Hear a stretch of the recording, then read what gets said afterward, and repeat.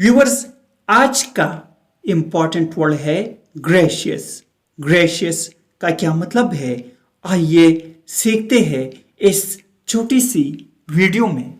Viewers, जो भी नए हो तो चैनल को ज़रूर सब्सक्राइब करें। ग्रेशियस मीन्स रहमत से या करीमी से। आइए इस वर्ड को सेंटेंसेस में इस्तेमाल करते हैं। She is a lovely and gracious woman.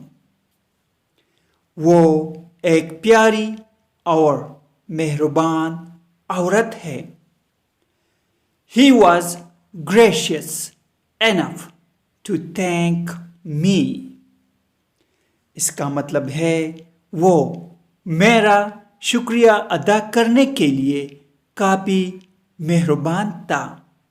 Enough means काफ़ी।